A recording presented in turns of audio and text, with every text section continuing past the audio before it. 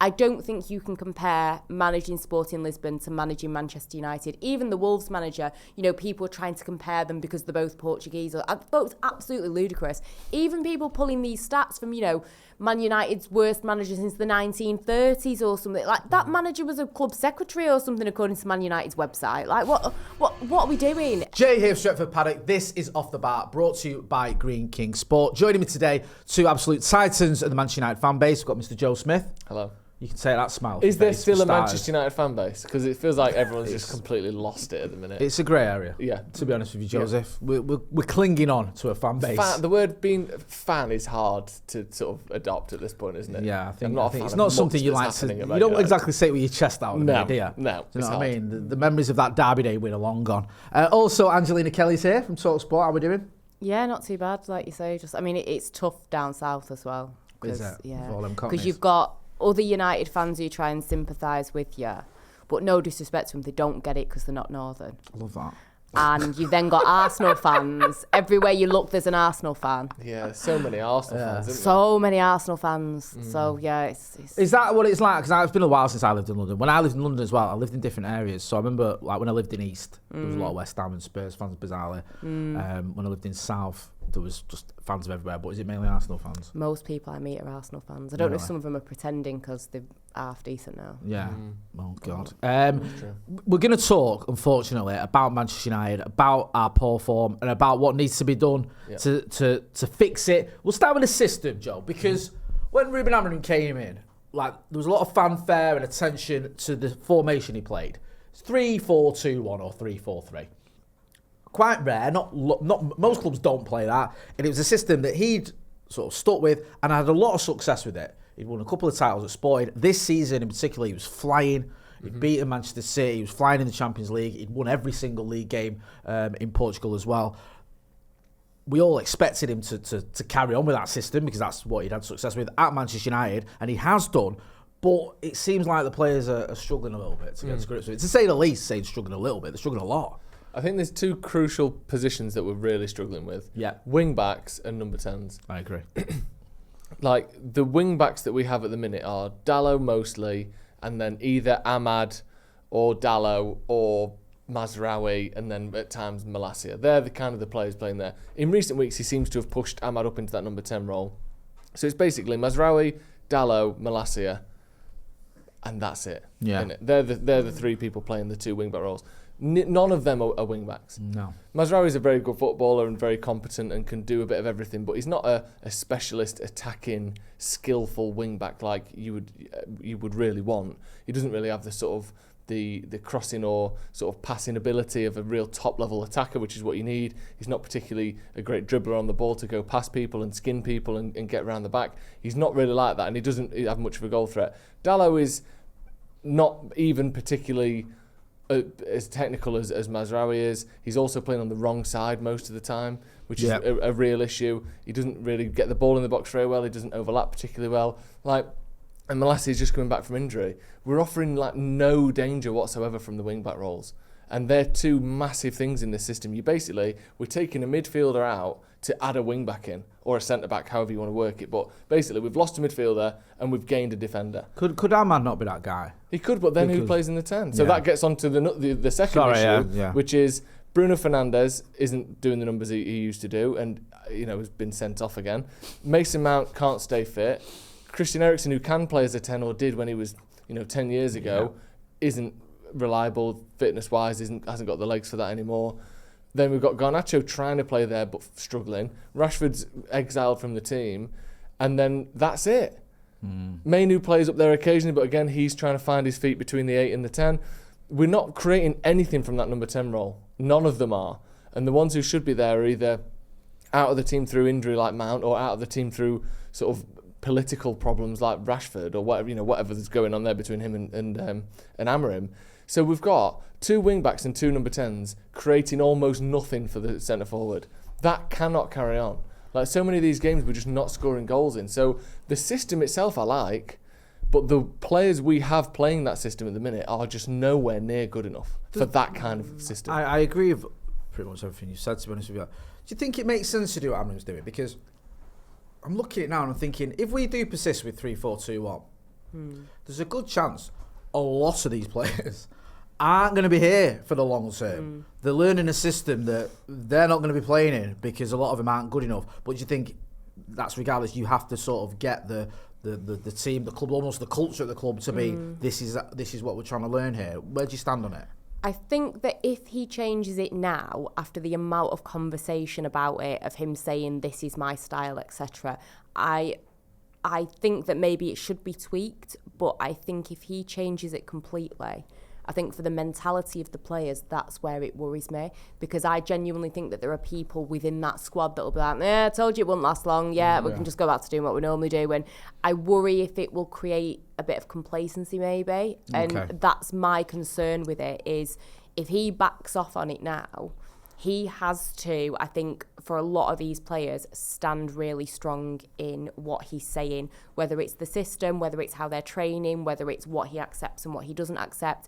The second that he falters on anything, I do think that there are some people in that squad that will kind of take it as right, that's done. Yeah, great. We can just go back to resting on our laurels. He probably won't even last as well, to be honest. So, and it's sad to say that, but I genuinely think there are people that will think that. So for me, it's hard, because at what cost? Because if we keep losing games like this, we're going to continue to slip down this table. There's not really much more space for us to slip down. But I just worry about how it will affect the players if he does scrap his idea. So ultimately, you feel like he's got to stick with it. That's the best course of action, like you were sort of mentioning earlier, is to persevere, should we say? I think so, and I guess does that put him in a better position when it comes to, I know that regarding January and PSR and if Man United will have anything to spend, but does that put him in a... I don't know, it's hard because there's different ways to look at it. If he goes to INEOS and says, like, I am clearly sticking to this system, you need to help me with this system, whereas if he does default, they're going to say, well, no, you can actually play that way, so, you just need to kind of make do. Well, I don't know, will it put him in better stead with them or worse? I'm not sure. Who do you think really fits into this system that we've got so far, or that we've got now, that has shown you that actually there's someone who can play in this system, there's someone who suits this system? I think most of the centre-backs typically do. I do worry a little bit about the wide centre-backs having to cover in the wing areas. I think sometimes Martinez gets stretched a little bit when they'll play a ball over the top into the wide areas and he has to kind of cover the gap where the wing-back is up the field. And we don't have a lot of athletic centre-backs to cover those areas. But I don't think it's not costing us a lot of goals at the moment, that kind of problem. But it might do going forward. I think it suits them. I think Maguire looks excellent. Yeah, he's sort of come in and his weaknesses are being covered up by having two people around him, and his strengths are being shown by being one of the only players who can defend the air very well. He's very good at defending his own box. So I think when we sit back at times and the opposition has possession and they're clipping balls in the box, there aren't many centre-backs in the world that would take over him, in all honesty. It's just on the ball he's a bit slow, and obviously turning circle-wise is not ideal, but that gets covered up. I think Ugarte's been excellent. Mazraoui's kind of flexibility has been very impressive, but I wonder where he'll settle, because is he going to be a centre-back now, or does he have to be a wing-back who's not world-class going forward? But I think he's so good he'll find somewhere. And other than that, I don't know. I don't know who else. I think it should work for Mount. Mount would be one I would be definitely saying it will work for him. But again, he's not fit. Bruno's another one I thought, theoretically, this is great for him. He's brilliant in that area just behind the striker, clipping balls in and finding balls through the lines and stuff. But that's not really been the case either. So I'm not sure. But I definitely think the centre-backs and Ugarte have been excellent so far. But it's not enough, is it, really? No, it's hard to tell how good the centre-backs are when they're conceding from set pieces every game. I agree with what you're saying about Mason Mount, but I almost think Mason Mount don't count anymore. Yeah, I know, yeah. And I'm not trying to be funny or kick the lad when he's down, but he's not an option. I forget we've even signed him sometimes, I'll be completely honest. It's like he'll pop up and about, oh God, that guy. I genuinely, I'm the same as you. When we did, I think we did a thing, keep or sell a couple of months ago. And I forgot we had him. And I was like, oh yeah, Mason Mount. And it's sad. And another player that you think would probably fit into the system, but he's even worse than Mason Mount when it comes to injuries, Luke Shaw. I think he could probably play in one of the left wing backs. He was one of the names that I was intrigued or even to left say. centre-back. Yeah. But I guess, 4.5 years of his career he's been injured. Yeah. It's just... And I get it, because it's not I don't think it's Luke Shaw or Mason Mount's fault. I don't think they're looking to get injured, but it gets frustrating. And again, it's like, how long do we keep giving players chances? And it's hard because when Luke Shaw's good, he's excellent, but how long do we keep doing this dance with players? But also, how do you shift players like that on? It's mad that Cyril Molasses has come back into the side before Luke Shaw, really. As I know Luke Shaw played some minutes, but basically Cyril Molasses looks like he's an option now. Luke Shaw isn't. Yeah. Also, forgot to mention Ahmad. I think he works in the system. Yeah. No, he's another one that definitely works. No, we said that earlier. I was asking about him earlier. So, Amad Diallo, I think he's like the opposite of everyone else in the sense that some of these players look like they don't fit in any position in the system. Yeah. He's done well as a wing back and as a 10 at times, and it's like, which way, because he's good at both, which one do you prefer? Yeah. Are you losing something with him when you're playing him at wing back when you're going forward, or is he so suited to that wing back role, actually we can afford to lose him in the 10 because he's good at wing back? It's a conundrum, and it's probably a nice problem for Ruben Amorim to have. The only issue is he hasn't got any more of those problems. No. It'd be great if there was more players like that. He's got one nice problem to have stacked on top of 100 shit problems to have. Yeah, I agree. You're right. So what would have been like, Ahmad can play now, it's like, I can't even think about that right now. Like, genuinely, I'm so bothered about all of these massive stacking problems that Ahmad, being quite flexible, I'm just going to have to just roll a dice on where he plays. I think you're right. The form is... I mean, it's gone past concerning into worrying. 4 wins, 1 draw, and 5 losses, I think, in all competitions. Yeah. The problem with that is, I think recent form has been poor. Yeah. I think we've obviously beat City, which was great, but we've also lost to Arsenal, lost to Forest, lost to Bournemouth, and more recently lost to Wolves. And let's not forget as well, we've been knocked out of the Carabao Cup with that result at Spurs. Ange, what have you made of the form? Because it's weird. It's so odd. Because when you look at if we can go back even further, you look at the game against Everton, comfortable 4-0 win, probably flattered us a little bit, the scoreline, but Marcus gets a brace, Xerxes gets a brace, clean sheet, Ahmad's on fire, you think this is great. A result against City, winning at the Etihad, you can't take that for granted. Yeah. But then I've seen some of the worst performances I can remember have been in this. I'm not trying to be, again, I'm not trying to be melodramatic, but that game against Bournemouth was awful. Yeah. It's frustrating, and I like to always be able to walk away from a game with at least like some positives. Yeah. And I think the positive started with, you can see the shape, you can see what he's trying to do, you can see certain players putting the effort in trying to do what they're being asked to do, and the amount of times that we saw those shots. And if you've been at games and you can see, I remember there was a time like Casemiro looking at him like, should I be in this position? And Amorim's like, yes, move. Like, he's trying to get them to understand. But it's like the positives are getting less and less. And, the Wolves game, I struggled to come away from that with any positives. It's you can sit and think, what would the results have been like with Ten Hag? I don't think there'd have been much different, to be completely honest. You could argue it could be worse, but we're never going to know the answer to that. But the form is it is worrying, but I hate having to be negative like this, but I'm not looking at Amorim like this is your fault. I'm looking at the players. And I think that more responsibility from these situations lie with the players. Had Bruno Fernandes not been so foolish to get that sending off against Wolves, could it have been a little bit different? I hate to say it, but, this Marcus Rashford thing, the way I'm looking at it, it seems like since he has spoken out and suggested he doesn't want to remain at the club, I personally believe that's why Amorim isn't, because you can't be that poor in training for that many games. It does seem, the timing seems a little bit strange, and I don't know, I could be wrong, but again, had all of that not happened, could we have seen Marcus getting more game time, getting a bit of a build of confidence, finding a bit of form? It's hard. It is really hard, but for me, it's more players than manager.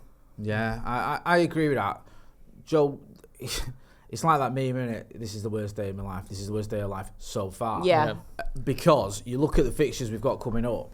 We've got, I mean, I think this is the worst run of fixtures we could have, and I'll explain what I mean by that. Go on then. You've got Newcastle at home. The reason I say that's worse because it's at Old Trafford. People expect results at Old Trafford. Yeah. People aren't going to go, well, you got to St James's, tricky ground. No. We're at Old Trafford against a team that not that long ago got beat off Brentford. They are beatable. Let's not pretend this is prime Real Madrid. I know they're in good form, but it's not like, well, we can't expect it to get a result against Newcastle. No. That's impossible. And they don't really ever beat us at Old Trafford. No. I think they've won one in the last 20 times at Old Trafford. It's a winnable game. Yeah. The fans will still have that expectation of we should be beating Newcastle. But we're talking about a team that cannot stop scoring goals, are in very good form. 14 goals in 4 games, like I think. I think it might be a few more. It's around that figure. It's ridiculous.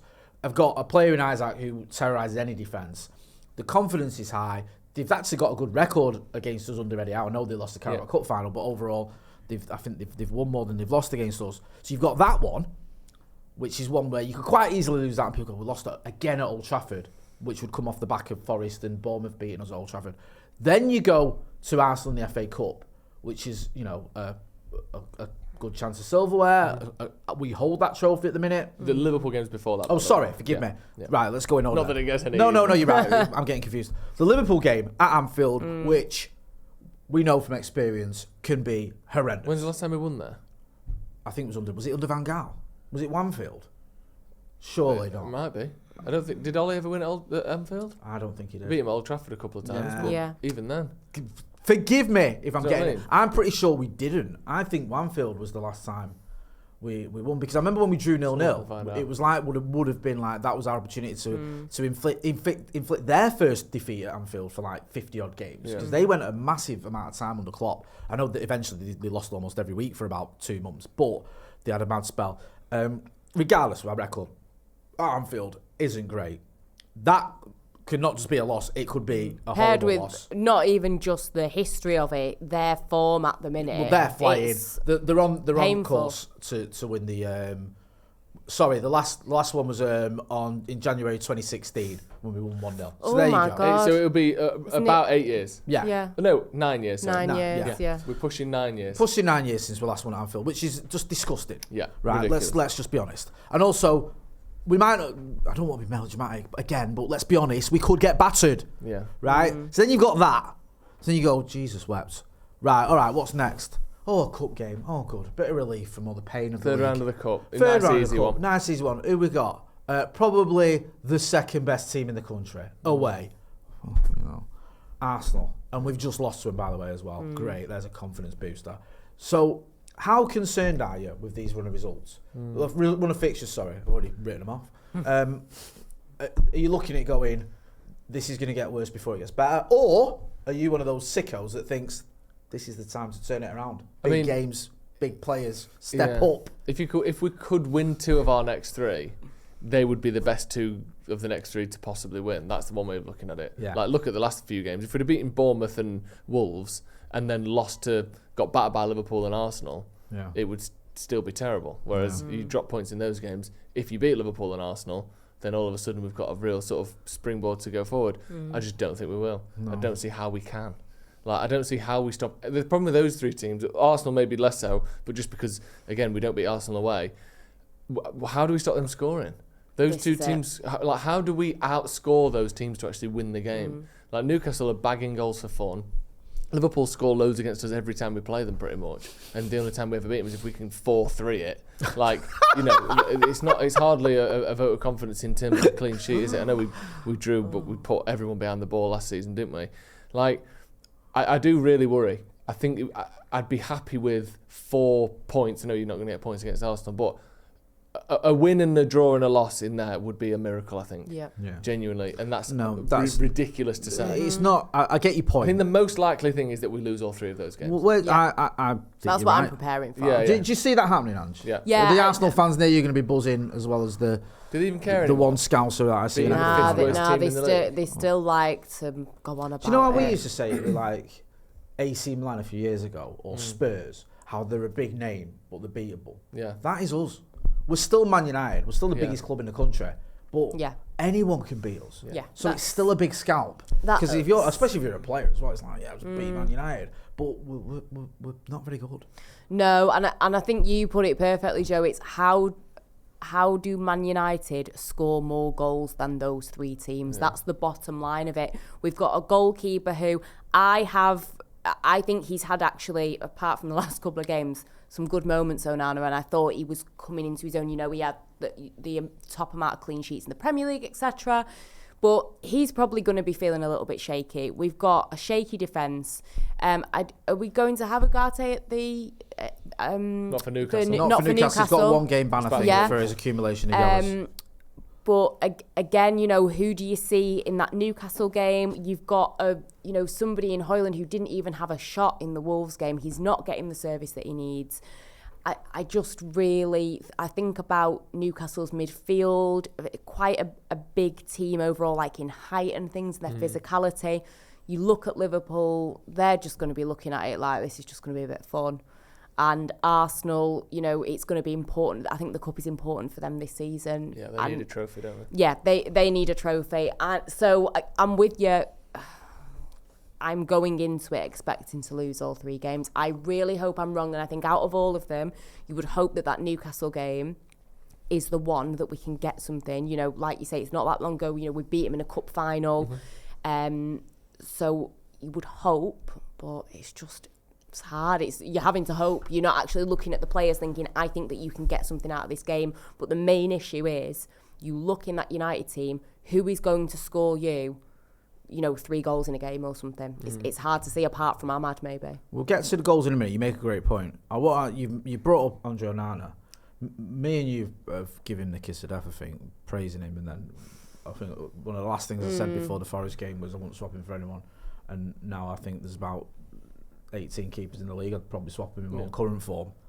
I mean, he's fallen off a bit of a cliff, hasn't he, the kid? He was doing really well, and he's gone from being someone who you think, Onana, strongest player on the pitch in certain games. Yeah, and then he's just costing us goal after goal, and it's weird because at times it's like he's doing things that he's not done before. Like, he's always been, for me, a bit outrageous, which a lot of goalkeepers are, but certain traits he's got that are positive ones, quite commanding of his area at times, and a strong player. But even then we saw it against Wolves where that deserted him. Yeah. His distribution, I think, was in the Bournemouth game. I don't blame him necessarily for the goals, but his distribution went to pot at one point. Yeah. Where was the one we just gave the ball away straight away and we conceded from it? Oh, sorry, that might be, but I can't remember. The games are sort of... Was it Forest? But there was the one against Forest was the Morgan Gibbs-White one, which was the the ball go past him. Was just straight at him and it went past him, but he almost got out of the way of it. I mean... There was one where he tried to play the ball out to De Ligt, wasn't there? And they just got it. Oh, that's Victoria Pilsen, sorry. Yeah, there you go. Yeah. So again, his distribution, his command of his area, and his shot stopping have all deserted him. Now, that's everything as a goalkeeper, basically. If there's nowhere left to go. What do you put that down to, and how confident are you can turn it around? I don't know. I honestly don't know. He is someone that does this a bit. He has got a mistake in him, but you kind of accept it because he's very good with his feet and you can rely on him to build up from the back. But when we're not very good at that and we're allowing more shots and stuff, last season I sort of got why he was making these mistakes. Because you're facing 23 shots a game. If you're a little bit, not flaky, I think that's unfair on him, but a little bit not quite as polished as a shot stopper and as this kind of box kind of general as you are on the ball, and you're facing 23 shots a game, you're going to be exposed a little bit more. Well, this season we're not. We're conceding about 10 shots a game. So it shouldn't be happening as often as it is. And for the first 3 or 4 months of the season, it wasn't. He was probably our best player. And then all of a sudden that Victoria Pilsen game happens, and it's like he's lost his head again. Yeah. Like he's going through like some crisis like he was last year. And then we see, the Forest goals and the one against Wolves and the, this, that and the other happening, giving the ball away and all that. And letting him straight from a corner and stuff, like just unthinkable things. So I don't know, we just got to hope he turns it around and goes back to being the keeper he was, because at the minute I'm so deflated with everything. You're thinking like, that's 60 million quid on a keeper there, right, okay. Is there any keepers in the world for 60 million better than him that will make fewer mistakes? Yeah, probably. I can go through the whole squad and replace him. And I know that we can't do that. Yeah. And I don't think he's one of our biggest worries, but he is a worry. Yeah. This last few weeks, he's cost us a handful of goals now, not just 1 or 2. It's Pilsen, Forest, Wolves, other ones as well in there as well. But those 3 in particular, I think we're conceding goals against teams that we shouldn't concede to. Listen to those names. I know Forest are decent, but it's stupid. And how many points is it going to cost us this season? So he just has to turn it around, because otherwise, the more mistakes he makes, the higher up on this list of, like, at the minute you've got like Rashford at the top of it, of players who are probably not going to play it again, and then Onana's maybe 8th or 9th at the minute. But keep making mistakes, you go up the list. Like, they're all on this list. No, it's just embarrassing at the minute. The one position as well that is like a switch with confidence for both you and the opposition. Yeah. If you're shooting at a goalkeeper and he's letting in everything, then that gives you the confidence to start having shots. Think about how he'll feel coming up against someone like Mo Salah. Yeah, and then if you're already going to be nervous. Exactly. Then blunders and potentially more blunders against Newcastle. Yeah. How do you feel if you're Martinez or De Ligt or whoever, and you think this keeper's got one in him? If you know they have a shot or whatever, it puts you on edge. It's pressure on them, because if I make an error, and it's like with the defence and the goalkeeper, it's like they almost can't trust each other at the minute. It's bad. And it got like that with De Gea, you know. With De Gea, it got to the point where you could see his defenders weren't trusting him. Like you could see that at times there was a nervousness, and again the crowd as well. The crowd pick up on it. Yeah. It's like a domino effect, and it's something that needs to be addressed. And again, I don't necessarily blame the manager, because if he was to pick Bayern Day, we'd all think he'd gone crazy, because he's even worse. That's it. So, and again, it's not Amorim's fault. He didn't buy any of these goalkeepers. He inherited them.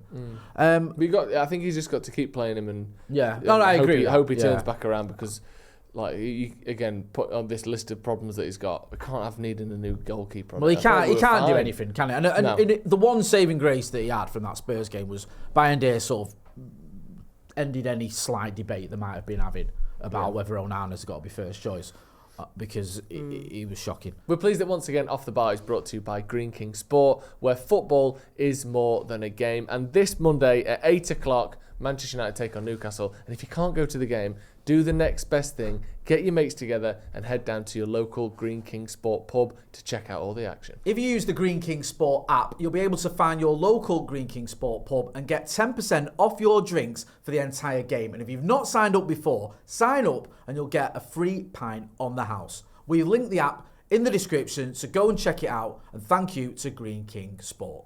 We are sort of not making excuses, but we're giving it, the reasons why. It's not all on Amorim though. But do you feel like he is under pressure? Because, the results speak for themselves. This run that he's had, I've just got some stats here. I think the first 10 that he had at Sporting, he had 5 wins, 3 draws, 2 losses. Ten Hag's first 10 at United was 6 wins, 4 losses. And so far, Amorim's had 4 wins out of his first 10 games and 5 losses. It's not. I know there's different contexts to that. Like Ten Hag in his first season had a pre-season. He came in at the right time. He didn't inherit a team that had just lost the manager. Yeah. But I think you said it, Joe, about the whole. It feels like the new manager bounce went to Ruben Van Nistelrooy. Yeah. And then Amorim came in the first game away at Ipswich, we drew, and we didn't really feel like there was a new manager bounce. Do you feel like he is under pressure? Maybe not just. I was going to say just maybe from INEOS, but do you think the fans might start questioning him too? I think that Manchester United as a football club are very fortunate to have such brilliant fans that are very, very patient. I think that we've been overall pretty patient when you think about TalkSport now pandering to the crowd. No, do you know what I mean? I'll tell you what, United fans are so good. I love it when they ring you. We've all been pretty patient. No, I'm good. And I just feel certainly more than a lot of clubs. Look at the way that Chelsea fans behave. I was going to say Chelsea fans wouldn't have it, would they? Spurs fans behave. Arsenal. Even Arsenal fans that like Arteta's done nothing and he needs to be sacked. Not long ago. Yeah. And also, I agree. I was only taking a minute because even the atmosphere. People go, the atmosphere at Old Trafford is really. I tell you what, the atmosphere at Old Trafford is a lot better than most grounds. Yeah. And we haven't had a title to cheer about for 11 years, but we still, by and large, get behind the team. Mm-hmm. I agree with Ange, and I think we do get a bad rap, but how long does that last for? Yeah, and I know that Amorim's spoken in his press conference and he said, I don't expect anything from the fans. And I kind of like that he said that, it's almost like he's saying, listen, I know what you guys are having to watch is difficult. I'm not expecting you guys to be chanting my name, to being, the extra man on the pitch or anything, because he gets what is going on.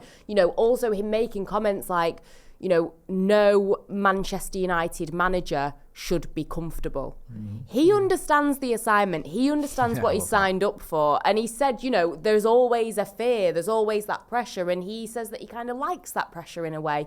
I probably do sound like I am making excuses for him, but I think there's a couple of different things to look at. You cannot compare the Portuguese league to the Premier League. This is a huge step up for him. I know that Sporting were in a bad place when he got there, but again, it took him a good 6 months to fully get things going. And he did win them a trophy in the following season, etc. But I don't think you can compare managing Sporting Lisbon to managing Manchester United. Even the Wolves manager, people are trying to compare them because they're both Portuguese. I thought it was absolutely ludicrous. Even people pulling these stats from, Man United's worst manager since the 1930s or something. Like, that manager was a club secretary or something, according to Man United's website. Like, what are we doing? And I just think you look at whether you like it or not, managing Manchester United, whether Arsenal, Liverpool fans, whoever's going to moan about it, managing Manchester United is very, very different. Managing a team like Man United or a team like Real Madrid, maybe even a team like Barcelona, that's a completely different ball game to managing other clubs, in my opinion. I think the pressure is so much more. And I look at everything that this guy has got to deal with.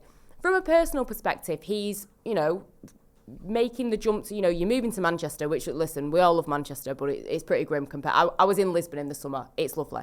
Like, you're making that jump.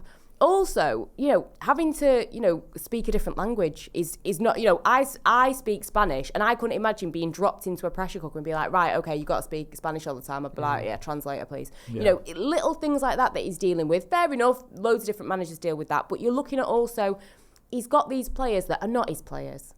He knows what he's dealing with here, and he's trying to get the best out of these players. He's trying to stick to his principles.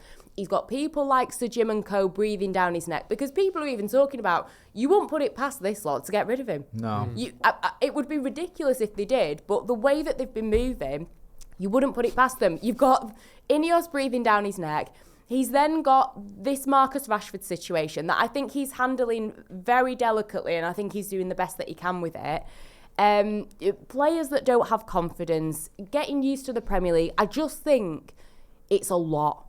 It's a lot for a manager to deal with, and that's why, me personally, I think you've got to give him his time. I think he is under pressure 100%, but I think I would struggle to see another manager that would be able to get something completely different, a run of winning every single game. I don't think that's out there, and I think, again, that's down to the players. No, I hear you on the fan front, and I think you're right. What about INEOS though, Joe? Because they've already sacked Dan Ashworth after we spent all summer waiting for him and paid £3 million in compensation. And let's not pretend that INEOS likes spending money. They've done enough cost-cutting measures to last a lifetime already, with Christmas bonuses and, the coach to Wembley and nonsense like that. Yet they wasted £3 million on Dan Ashworth. Do you see INEOS being a bit trigger happy if things continue in this vein? And I'm not saying that, we want Amorim gone. Obviously, we don't. I'm just saying, is that a concern you've got as a fan when you look at their background? It does concern me a little bit. They've gone through a manager every less than one, or like more than one manager a year at Nice. Yeah, so they're absolutely rinsing through managers. They're willing to sack people. They're ruthless with everything at the club so far. If someone had come in now, let's say like we'd got Zidane or whatever, and he'd come in and we'd won 7 of these first 8 games, I wouldn't believe these players were all of a sudden capable of challenging for a title. It would be clearly a confidence and excitement factor that was doing it. I'm not saying I'm glad we haven't. Obviously, I'd rather we did, but I don't like whatever had happened in these first 2 months. I wasn't going to go, brilliant, we're ready to win the league next year then. We always needed to change a lot of things. We always needed at least 4, 5, maybe even 6 starting 11 players to come in and switch over before we're capable of winning a title. Maybe even 10 or 11, who knows. So the fact that he's come in and is sticking to his own principles, like you mentioned before, Ange, he has to do that, because otherwise he's going to give in and let the players sort of win short term. He'll get swallowed up into Man United like others have done. And the results might get a little bit better. But then I think, and I mentioned this on the preview, I think that at times Ten Hag came in, changed his style, and was quite successful with it. So then you go, right, well, there you go, then keep doing that. But he knows that we can't keep doing this, because at the minute I'm pandering to these players and playing the best system for them, at the expense of my own sort of morals. So if Amorim comes in and changes things because I'm really worried that INEOS are going to sack me, let's go back to a 4-2-3-1. They kind of know what they're doing. Maybe we'll push up the table. We might finish 8th, 7th, get a Europa League, Europa Conference, whatever. And people go, great, carry that on then. And then next year, you'll have to start all over again with a 3-4-3. And he's spoken about this as well. And that's not an option. So regardless of how bad it gets between now and the end of the season, for me, he should get given a pre-season, a full transfer window, and a full season before we start judging him. Because otherwise, you're saying this is a team that we thought was going to be capable of, being one of the better teams in the league straight away, and we know it isn't. So I just think that yes, there's going to be pressure on him, and if we finish 15th, I wouldn't be surprised if they sack him. But I just think it would be so stupid to do so, unless you just think, we got it completely wrong here. But why would you think that? I agree. I mean, I think as fans we'd always back him. I do worry about INEOS, especially when you mentioned there the track INEOS record. would have to go if they did that. Do either of you two though blame Amorim for any of this? Because I get everything you've said, and I'm probably playing devil's advocate to be honest, because I don't really blame myself, but United are 15, losing 3-0 home to Bournemouth, losing 2-0 away at Wolves, losing 3-2 at home to Forest. I know Forest are doing well, but fucking hell, come on. Yeah. Like, does the manager not have to take some responsibility where you go, actually, yes, the players haven't been good enough, but also you've got a couple of things wrong yourself, or do you just feel like he inherited such a car crash that he's practically blameless for what's going on right now? Where do you stand on it? I think there are some things that he can take responsibility for. For example, how many times have we seen it in the warm-ups where they've been practicing set pieces? He got rid of the set piece coach and it's one of his coaches, and I think he has kind of held his hands up and said, this is on me. But I think things like that, these set pieces are getting worse and worse in that the last week we've conceded 2 goals from corners. I think, maybe something like that, you could, playing devil's advocate again, maybe something like that, I'm not sticking out, I'm just curious as to could look at and say, what's going on the training pitch, as to why are these mistakes still happening. But again, he's talking about training and all these things that he's trying to do. And like Joe touched on, he's saying we've got to kind of persevere through this situation, because if I make things easy for these players, it'd be great for a bit, and then we'll be right back at square one again. So it's hard. But I think things like that, when you see the team making the same mistakes over and over again, you maybe look to him as a coach and think, what are you doing to extinguish that? But again, the players also take part of that. Joe? I think he's to blame for a lot of it, but I don't blame. I don't think it's the wrong thing. Yeah, he knows that he's trying to do something really difficult, really quite radical in changing the whole system. Like the likes of leaving Rashford out. Ahmad now plays every week when he never has up until now. Ugarte has come in. Maguire's back in the squad. Like Luke Shaw, well, not Luke Shaw. Let's say Mazraoui's playing all over the place now. Players who used to be centre backs are now full backs and vice versa. Like things are just radically different. That's his doing. And he's decided on all of that. And he must know that that's going to come with a very inconsistent set of results. But I think it's the right thing to do. Yeah, I blame him, if you want to call it that, but I don't think it's the wrong thing. We have to do this. Because otherwise, what's the point in bringing in a manager with a different style if we don't use that style and we don't get what he's so good at, which is... his man management seems to be good. His tactics are very good. He's obsessive and he's very much a modern manager. If we're not going to buy into that, then why is he even here? We have to go through this. And that's what I'm saying. Like, my worry is INEOS, but they have to accept what's going on. Because otherwise, why don't they just bring in a 4-2-3-1 manager? And Amorim mentioned it himself after the Wolves game. Their new manager plays the same system as their last manager. He played the same system as the manager before. Because they were trying to catch him with that age-old thing of, well, how come this guy's only just arrived, but they've got a style of play already, that Ten Hag used to get levelled at him all the time. Well, partly because they're hiring managers that make sense for the squad they have. We haven't done that. But we have to know we've done that.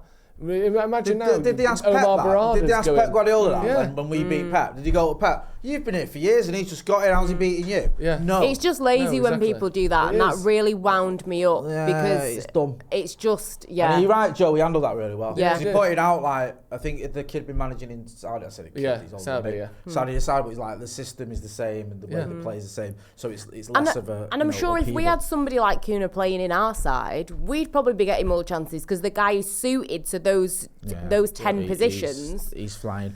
I feel like this is an annual event, this question, this topic. It's every year. for the last 11. Can United be saved in January, Joe? Is that the answer to our problems? Going out in January and just getting, another prime Evra and Vidic and maybe a Bruno as well, like we always do in the January transfer windows. Yeah, exactly. These once in a sort of generation signings that we have. Yeah.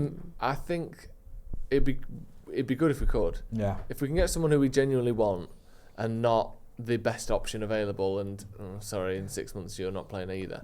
If it's a Gyökeres and we wanted him in the summer, but we can get him in January, or if it's someone that is a genuine target that we can get in early to help us out, great.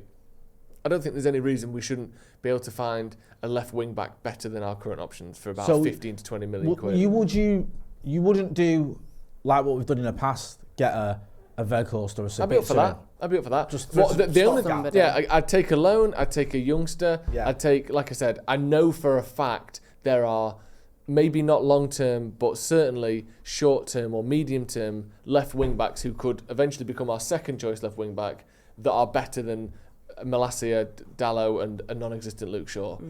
I think that's an area where you can fulfil that role quite cheaply and quite readily. The number 9 is a different situation because you have to get that right and they cost 100 million and when you get it wrong. But I do think that if we can get someone... The other thing I'd be keen on, like you said, get me a loan. Get me someone till the end of the season. Yeah. Get me I don't even know who's available, but a 32-year-old for now. Let's get a pre-contract agreement with Heung-min Son going. Do you know what I mean? Something like that. Yeah. I'm up for that because they're not going to be here long term and we don't expect them to. The one thing I don't want to do is go, I'm not sure to get... let's get... I don't know, let's get Morata for 50 million. Or, do you know what I mean? Something where you're like, what have we done that for? Yeah. Like, if it makes sense, or Dani Olmo's available because he can't sign for Barcelona because they've got no money, so we just get him because of that. Like, if we want him, great. If not, let's just wait. But then then you had the extra pressure of, we're going to keep losing games. So it's a really hard one, but we have to think long term for once.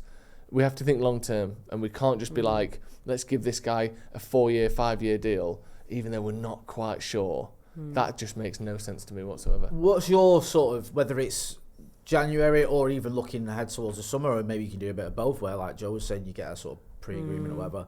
What's your priorities in terms of positions and transfers? Do you think it is position-led? Do you think it's one of those where you go, look, I need a left wing back, or do you think it's players where you go, there's a great player that's available, or is it both? It's hard, and it's hard because you don't actually know financially what they're going to be able to do in January. That's true. How much money have we even got? Because I know, we all, like people like Jamie Jackson and stuff like in the media have come out and said, don't expect a lot of money to be available. And then you look at the Rashford situation of if he does go out on loan in January, who's he going to go to? Because people are talking about Arsenal, but I'm pretty sure there's a because people are talking about Sterling and stuff, saying no, but I think there's a Premier League rule where because they already have Neto and Sterling from other Premier League clubs, they can't have another loan player. Right. That's from the Premier League. Okay. So that isn't even an option from what I've heard. But also that sorry, I didn't mean to cut you off. There's a massive difference between Sterling, who was not Sterling's issue is he's lost his legs. Yeah, he looked like he's done. I know some people might argue that Marcus Rashford, but come on, he's 27. He's just not in a good place.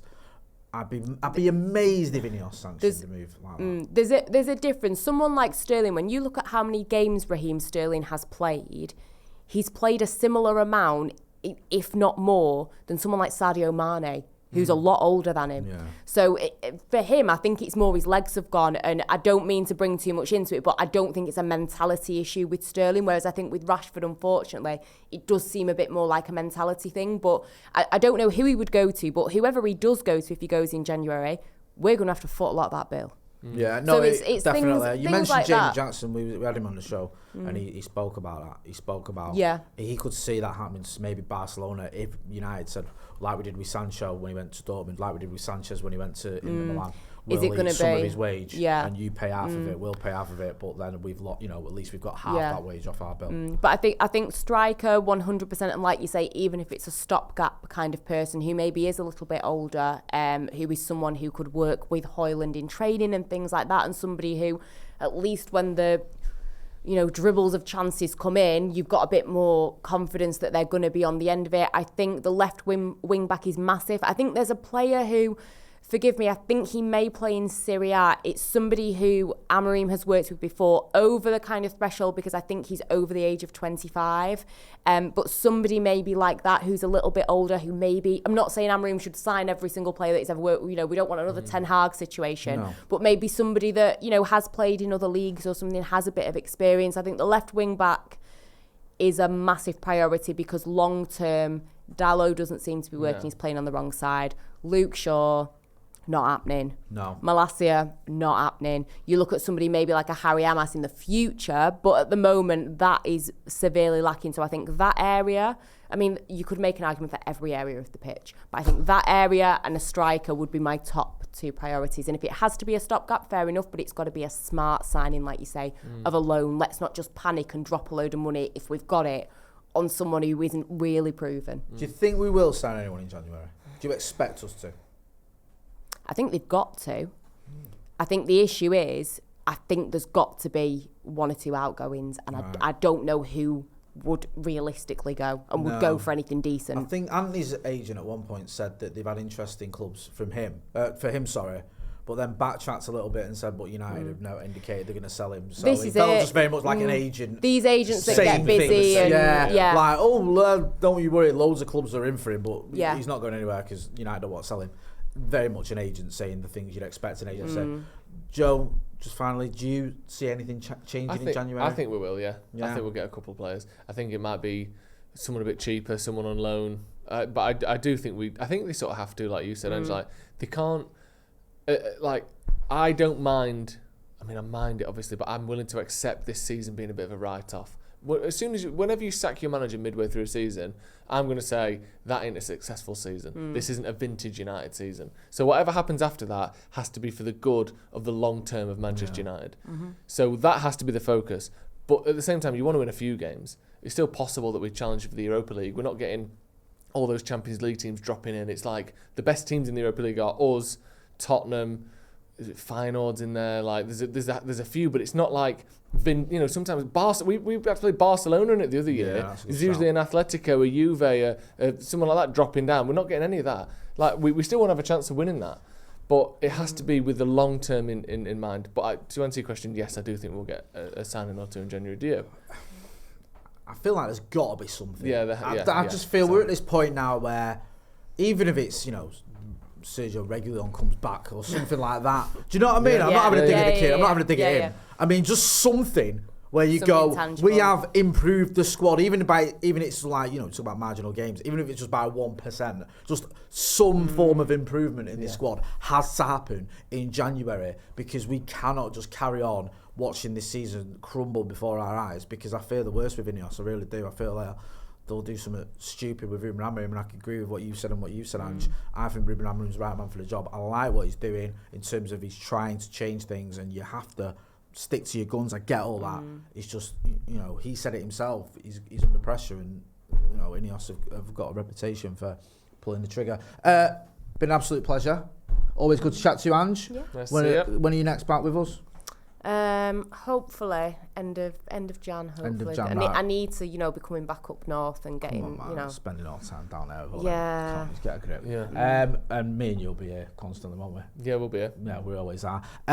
Make sure you are checking out the link in the description for the Green King Sport app. That's been Angelina Kelly. That's been Joe Smith. I've been Jay Moy. This has been Off the Bar, brought to you by Green King Sport. Thanks for watching.